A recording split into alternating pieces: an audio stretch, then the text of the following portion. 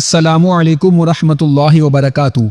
मेरे प्यारे दोस्तों, ये बातें बताते हुए मुझे बहुत खुशी हो रही है कि कल 31/3/2025 दिन सोमवार को हमारे 130 करोड़ की जनसंख्या वाले मुल्क हिंदुस्तान में 30 करोड़ सच्ची भारतीय मुसलमानों ने नमाज ईद उल फित्र अदा की।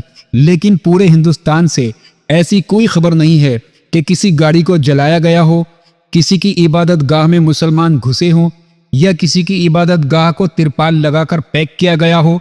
कुछ भी नहीं करना पड़ा। बहुत आराम से, बहुत चैन और सुकून के साथ मुसलमान अपने घरों से हजारों, लाखों, करोड़ों की तादाद में ईदगाह मस्जिद में आए, नमाज ईद उल फित्र बाजमात अदा करके अपने अपने घर चले गए और ये पैगाम दे गए कि इस्लाम जो है अमन और चैन और भाईचारे का पैगाम देता है।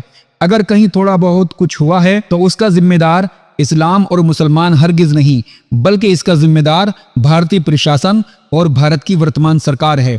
क्योंकि जब हमारे देश के अंदर होली रोड पर मनाई जाती है, दीपावली रोड पर मनाई जाती है, कावड़ यात्रा रोड पर निकाली जाती है और दुर्गा पंडाल रोड पर लगाए जाते हैं और गणेश चतुर्थी और नवरात्र और भी बहुत सारे प्रोग्राम हमारे देश में रोड पर होते हैं। किसी की शादी होती है तो बैंड बाजा रोड पर बजता है, कोई नेता मंत्री संतरी आता है तो हमारे रोड जाम हो जाते हैं। यहाँ तक कि हमारे भारत में ज्यादातर त्योहार रोड पर ही मनाए जाते हैं। जब ज्यादातर त्योहार हमारे रोड पर ही होते हैं तो क्या जरूरत थी ये कहने की कि ईद की नमाज अगर खुले में पढ़ी गई तो कार्यवाही होगी, उनके लाइसेंस रद्द कर दिए जाएंगे। हमारे प्रधानमंत्री श्री नरेंद्र मोदी जी जो नारा लगाते हैं, सबका साथ, सबका विकास, सबका विश्वास, 7:30 बजे रोक दिया पब्लिक को वहीं पे यहाँ पर आज कुछ इस तरह की चीज देखने में आई कि लोगों को बॉर्डर पे बहुत पहले से रोक दिया गया, जबकि ईदगाह में काफी जगह थी। सबका साथ सबका विकास, ये है वो सबका साथ सबका विकास। भाई मुनव्वर फारूकी ने क्या खूब जवाब दिया है, उनके जवाब को सुने और इसके बाद कमेंट में बताएं कि इस वीडियो के बारे में आप क्या कहते हैं।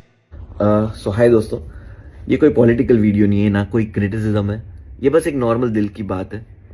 कल मैंने न्यूज में पढ़ा, मेरठ पुलिस ने कहा है कि ईद की नमाज रास्ते पे कोई पढ़ेगा तो उसको सजा मिलेगी, उसका पासपोर्ट, ड्राइविंग लाइसेंस छीन लिया जाएगा कि नमाज नहीं पढ़ सकते। तो फेस्टिवल्स तो रास्ते पे ही हमने मनाए ना, हमने सबने। और हमारा हिंदुस्तान इतना खूबसूरत क्यों है? हमारे त्योहारों की वजह से, फेस्टिवल्स की वजह से। खाना हो, कलर्स हो, एवरीथिंग। हमारी तो फेवरेट टीमें होती थी जन्माष्टमी पे कि चेंबूर की टीम है ना सबसे बेस्ट है, ऊपर जाके हांडी तोड़ के आते लड़के। दादर में सबसे ऊंची हांडी लगती है। मुंबई पुलिस, शुक्रिया, थैंक यू मुंबई सरकार, पुलिस, क्योंकि पायदुनी पे सालों से हमीदिया मस्जिद पे तरावी होती है बाहर, पूरा रमजान 30 दिन तक। और वही उसके हमीदिया मस्जिद के बाजू में बम्बा देवी मंदिर की आरती भी उसी सड़क पे होती है, और हम तो बचपन से देखते हुए आए।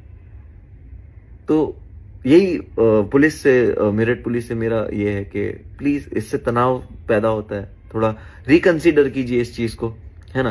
कोई पॉलिटिकल रैली होती है, कहाँ होती है? सड़कों पे होती है। कोई वीआईपी आता है तो कौन सी सड़कें ब्लॉक होती है? हमारी सड़कें ब्लॉक होती है ना। तो और ये तो भारत के नागरिक का अधिकार भी हुआ ना कि उसका फेस्टिवल है। कुछ लोग कहेंगे कि यार नमाज मस्जिद में पढ़ो, रास्ते पे क्यों पढ़ते हो?